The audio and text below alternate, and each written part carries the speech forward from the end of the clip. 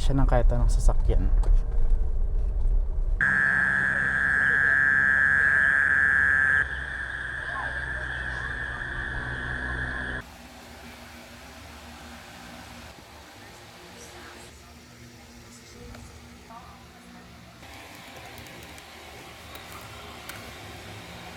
Dahil nga nahatak nito yung habagat,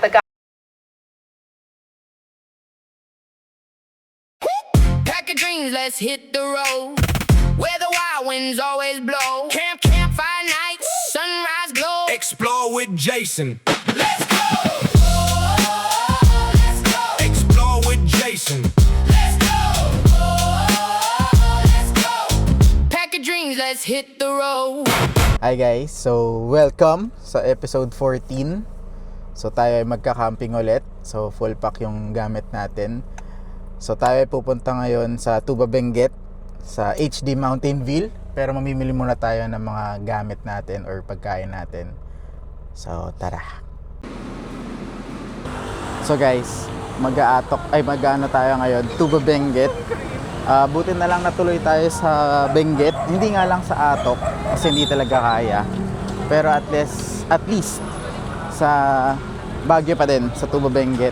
So sana malamig. Pero akit muna tayo ng Baguio. Ikot muna tayo doon.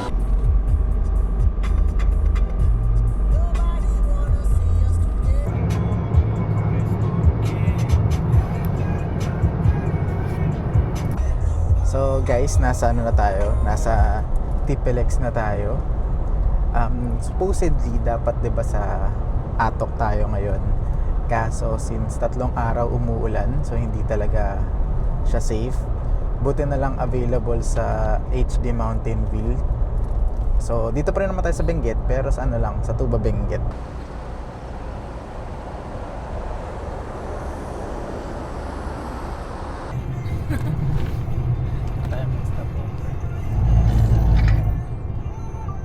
Hi guys, so nandito na tayo sa Pugo La Union. So papahinga lang tayo dito, stop over lang tayo ng kaunti. Tapos, ayun na, CR lang. Tapos bibili tayo ng tubig. Then dire-diretso na tayo. Hindi muna tayo diretso sa campsite. Total, nandito na rin tayo malapit sa Baguio. So akit muna tayo ng Baguio. Tingin-tingin muna tayo doon. Tapos bilhin na rin siguro tayo ng mga gulay. Tapos ikot na din, syempre, kasi sayang naman. Para at least sa Sunday, diretso baba na.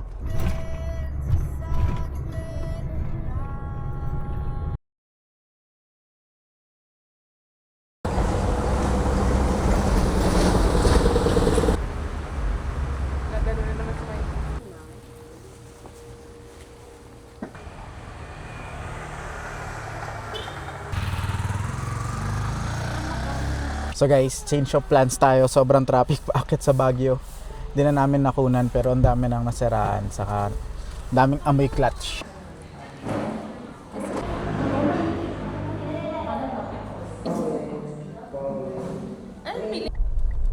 In 300 meters, turn left.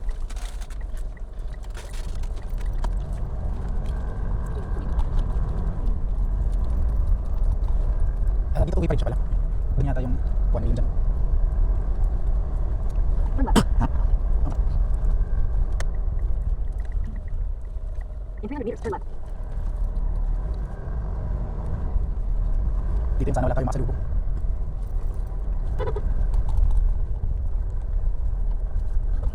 Hindi naman yata. Saan? Kaya siya makita ng sasakyan. Turn left, then you will arrive at HD Mountain. Eko parko. Tara na. You will arrive at HD Mountain. Oh no. Dito yata. Oh no, lang na.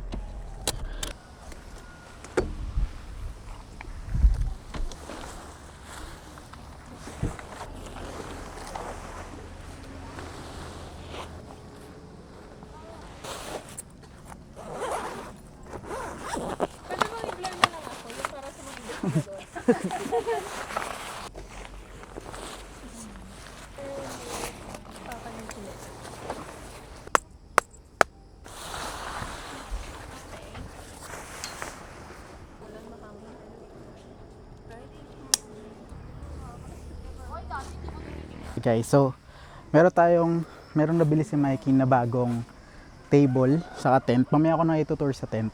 Pero ito yung table.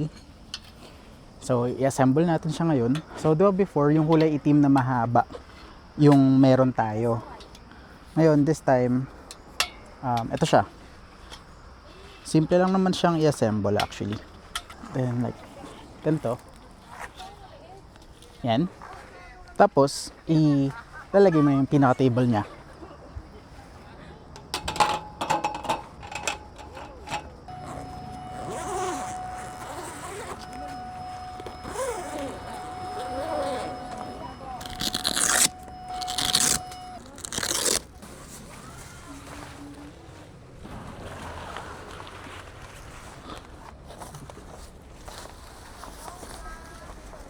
So guys, ilalagay na natin yung pole ng 270 owning ni Monty.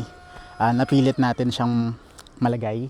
So ayun, ilagay na natin to para kung umulan man, naka-ready na tayo katulad nung vlog natin nung nakaraan.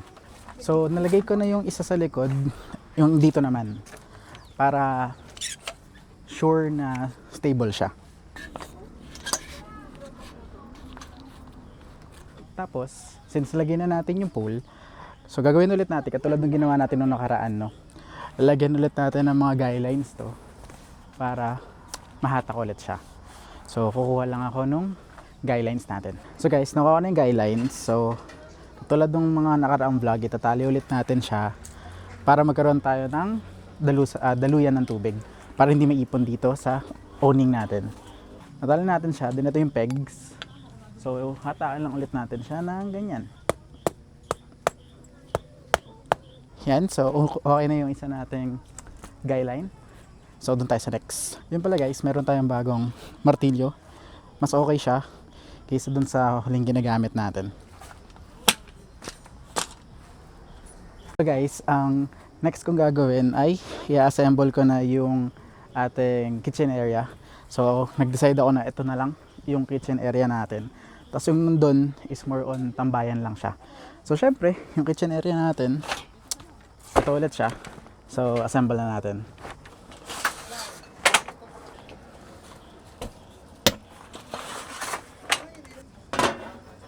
Yan, so ang next nating gagawin is assemble ko na yung mga sabitan natin para pwede na nating itabi o isabit yung mga ibang gamit. So, ito muna guys.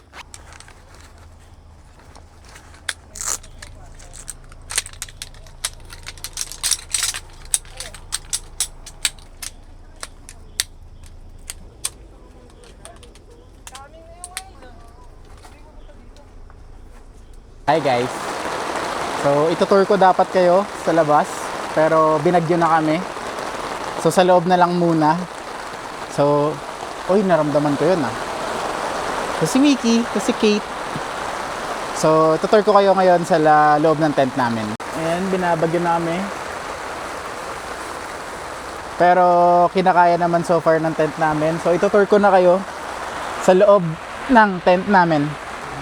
So mamaya ko na ipapakita guys yung itsura ng tent namin sa labas, yung loob na lang muna.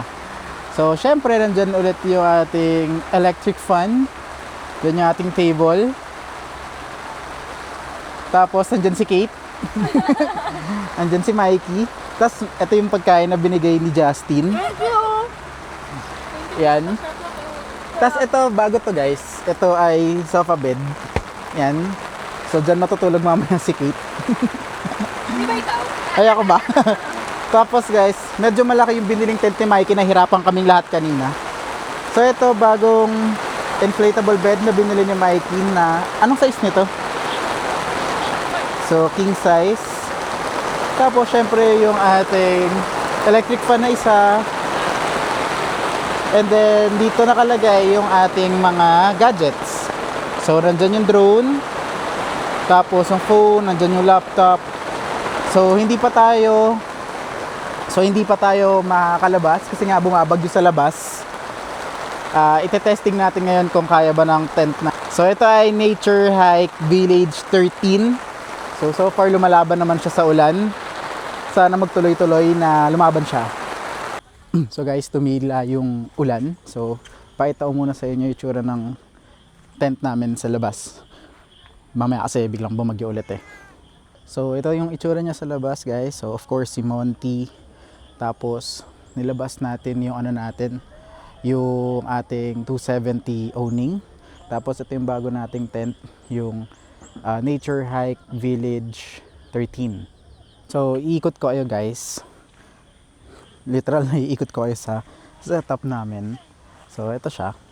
Of course nilagay ko na rin yung mga ilaw para dire-diretso na no. So isang ilaw natin.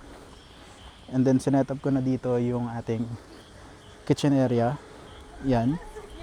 So dyan tayo magluluto mamaya. Yan yung mga sabitan of course. Tapos yung ating lutuan, tinakpan ko muna yung stove kasi mababasa. Tapos ito yung ating Nature Hike Village 13. Yan. So nakaayos na rin yan. Tapos of course, yung ano natin, yung ating storage box.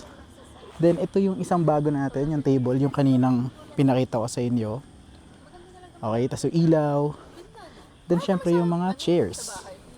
Tapos guys, dito pala tayo sa Camp 1. So sa Camp 1, ito yung view, itutour ko kayo. Pero nandito na kami sa, as you can see, edge na to, no? So, yung baba dito is yun mismo yung Marcos Highway. So, meron ka lang maririnig na kaunting ingay, as in konting-onti lang ingay ng mga sasakyan, pero hindi naman siya masyado makakaabala sa'yo. So guys, mag-tour tayo ngayon sa camp. Unahin natin yung pinaka sa entrance. Syempre. So, doon muna tayo para makita nyo mismo yung anong itsura niya pagpapasok. So guys, pagpapasok, ito yung registration, tas coffee shop din siya. Then, yan, diretso. So, ayan yung camp. So, basically, ayan yung Camp 1 kung nasan tayo. Puntahan natin. Ipakita ko sa inyo mismo, no? So, ayan yung Camp 1. Dire-diretso lang yan, guys. Tapos, may mga, syempre, long weekend ngayon, may mga kasabay tayo mag-camp. So, ayan sila. Dire-diretso lang. Kakatapos lang ng ulan, kaya medyo maputik. Pero yung putik niya, hindi naman yung malalang putik. Sakto lang. So, ayan. Papunta tayo ngayon ng Camp 2. Then, nandun din malapit yung toilet. So, tingnan natin. So, ito guys, yung Camp 2. Ayan, medyo may kaputikan lang. Pero kayang-kaya naman yan. Kasi nga umulan. So, normal naman yan. So, puntahan natin yung CR. So, magana tayo. CR check and yung lababo. Kasi syempre, pag nagluto tayo, kailangan natin maghugas. So, tingnan natin yung water pressure. So, ito naman yung lababo. Again, nasa Camp 2 lang siya. Malapit lang naman. So, walking distance. So, ito yung sink. Dalawa naman yan. So, tingnan natin yung water pressure. So, meron. Then, yung isa, malakas din. So, okay naman yung water pressure. Then, punta tayo sa CR.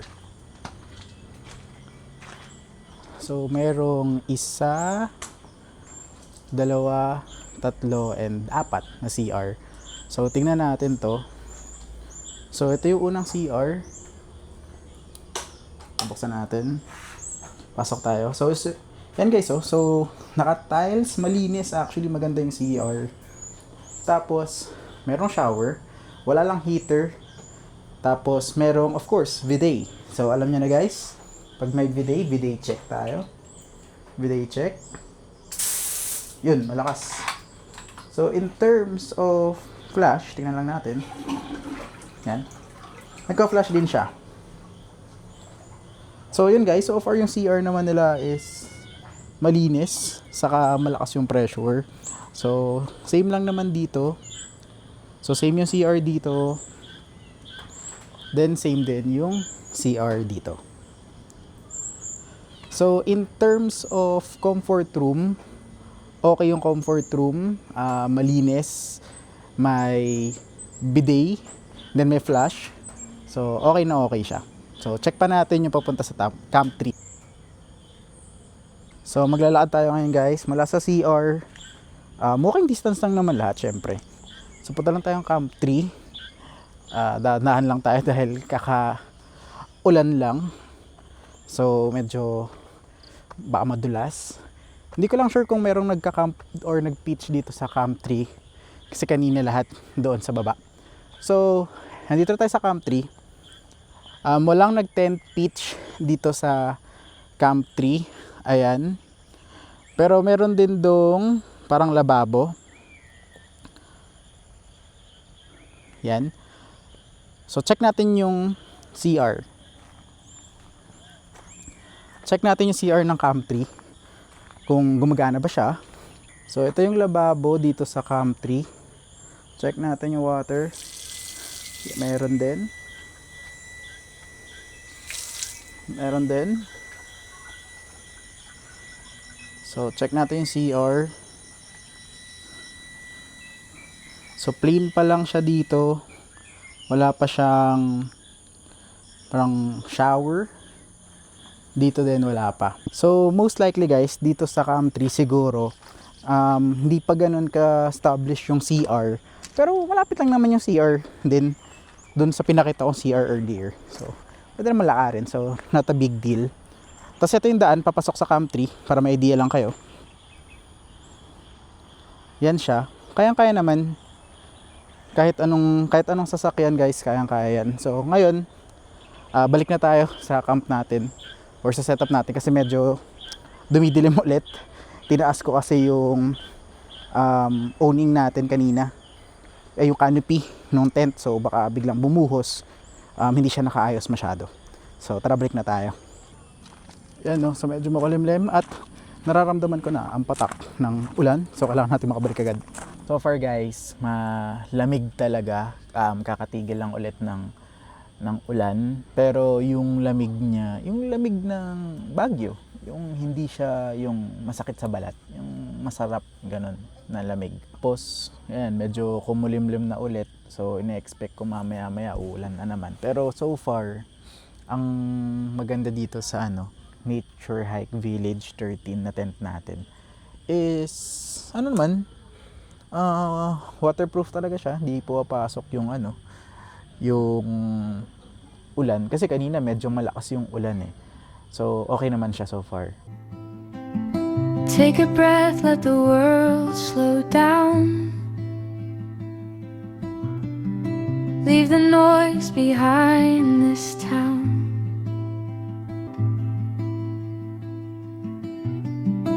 There's a place where we can go.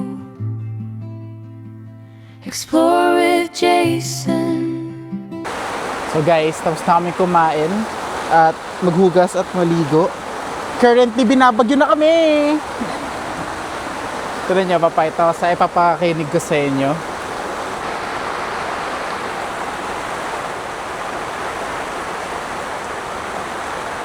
Guys, sobrang lakas talaga ng ulan. May kasama pang hangin. Tingnan nyo to.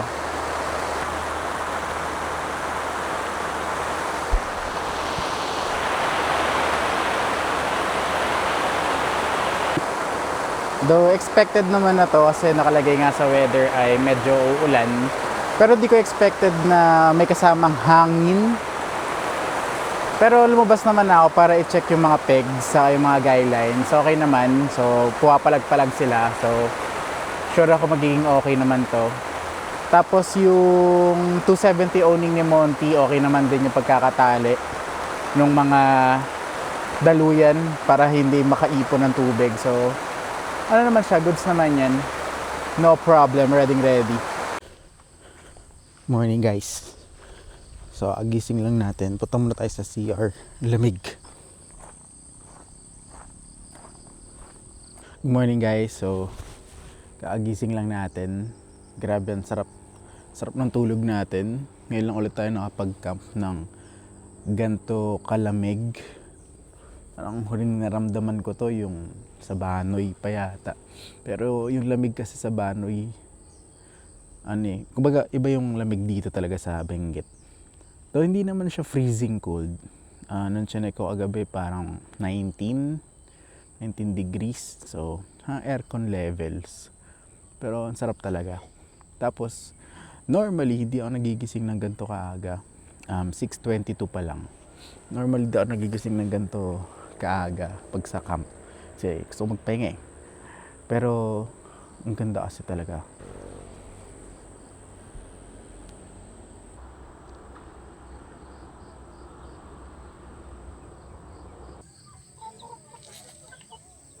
Hi guys, so tapos na kaming magluto ng breakfast. So kakain na tayo ng breakfast. So pakita ko sa inyo kung ano kakainin natin. So ito ang breakfast natin guys. So guys, so ano yung pinapakuluan natin. Yan, so magsiswiss miss tayo dahil sakto siya malamig.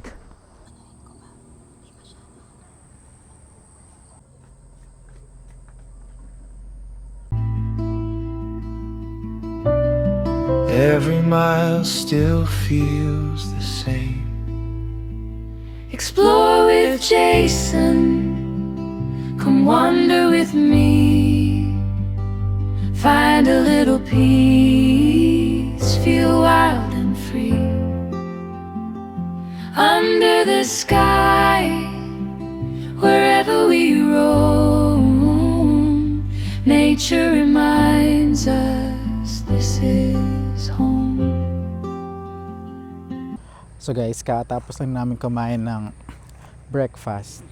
So after nun, i-tour ko lang kayo dun sa sa labas ng tent kasi talaga siya, napatunayan niya kagabi na kaya niyang i-withstand yung hangin at lakas ng ulan. Tapos tingnan niyo to. And so guys, so hindi talaga tumatagos yung yung pasok ng tubig. Ulitin ko lang, so siya, Nature Hike Village 13. So yan yung itsura niya sa labas. Ito na yung pinakita ko na rin naman na to, pero sabihin ko lang na okay talaga yung material nung sa labas. Tapos guys, ang maganda pa dito sa bagong tent na to, marami siyang labasan at pasukan ng hangin, so presko. Though pwede kasing sabihin na syempre nasa Benguet tayo, so baka kaya malamig o presko. Itatry natin siya sa ibang campsite, pero so far maganda yung ventilation ng tent. Wala guys, so tapos na sila magluto ng lunch natin. So ang lunch natin ngayong araw ay chop suey. Yan na guys, ang chop suey. Okay, let's eat. Ganda ng view. Nakatalikod kasi ako tuwing kumakain. So guys, nag-check out na yung mga kasama natin. So most likely, solo natin ang camp. So mamaya magpapalipad ng drone. Currently, nandito ako ngayon sa view deck. Yung view deck, merong naka-set up dito kahapon. Sila tatay. Kaya hindi ko masyadong napansin to. Pero ang ganda rin pala. So isa to siguro sa isa to sa magandang spot bukod sa amin. Pakita ko sa inyo. Ayun yung spot guys ng view deck. Ang maganda kasi sa kanya, lapit tayo. Ang maganda dito sa view deck, ang ganda ng view. Ito may kahit saan ka naman pumesto, may kita mo naman yung view na to. Pero dito, kitang-kita lang, di ba? Ganda. Yan.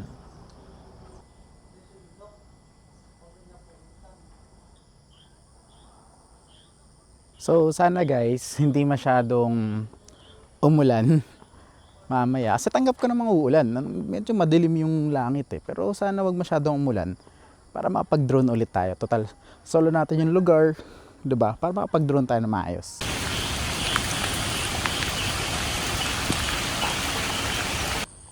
And guys, kanina hindi ko nakuhanan gamit yung Osmo o yung camera kasi yung fog, ang lakas ng fog tas umuulan. Pero nakuhanan ko naman sa phone. Almost zero visibility na kanina. Ganon ka foggy.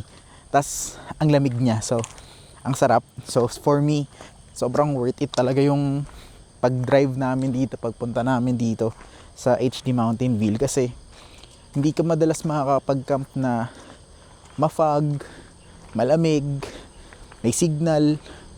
So sobrang worth it talaga.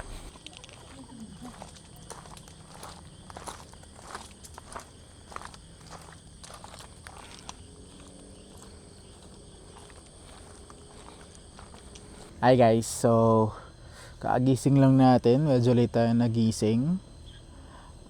Magluluto na tayo ng dinner. Ay actually, rice pa lang. Kasi ang dinner natin ngayon ay samgyup. So yun guys, nagluto na tayo ng kanin.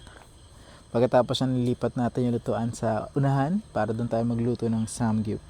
So far guys, sobrang lamig. Tingnan natin, nasa yung cellphone ko. So guys, tingnan natin kung gaano kalamig ang weather. Ay 20. Yan. So 20 degrees. Tapos mamaya bababa siya ng 19. Nalagay na rin natin guys yung mga ilaw. Tapos ginamit ko yung gloves. Yan. Yung gloves na to talaga in preparation na siya sa atok. Kasi diba, sobrang lamig nga doon. So nakita ko kasi dala namin. So for the sake na hindi naman siya masayang. So ginagamit ko siya ngayon.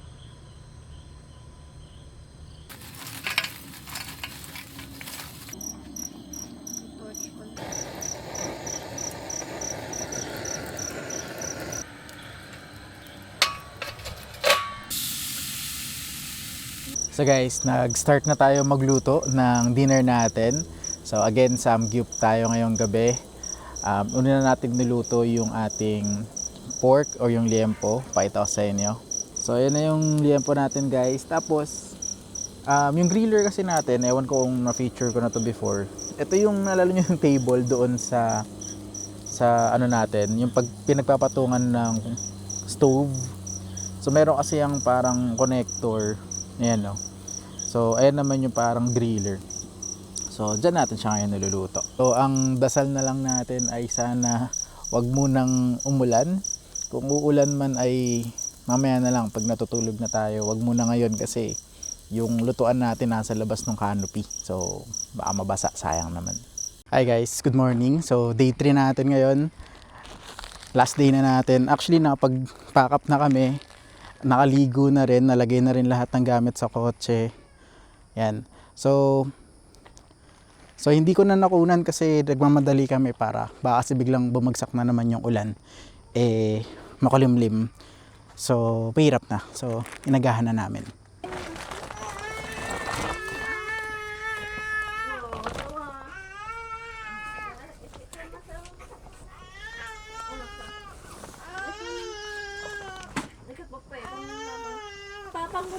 So guys, tapos na tayong magligpit, lahat-lahat, nakabayad na tayo ng balance natin. So camp review na tayo. So number 1, accessibility, nakita nyo naman yung daan, 'di ba? Kahit anong sasakyan makakapunta dito.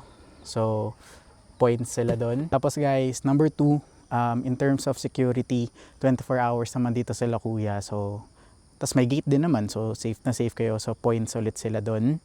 Tapos next natin is yung signal. So nakanood pa kami kagabi ng Netflix. Okay din naman yung signal ng Globe, ng Smart. So points ulit sila doon. Tapos guys, in terms of CR, nakita nyo naman yung CR. Naka-tiles, may bidet, may shower. So okay na okay yung CR, malinis. So points ulit sila doon. Tapos last natin is yung price value. So kapag yung presyo lang talaga ng camp, ang binayaran namin is 3,700. Tatlo kami for 3 nights na yun, 3 days and 2 nights. So para sa akin sobrang worth it niya kasi nakikita niyo naman yung view, 'di ba? Ayun yung view.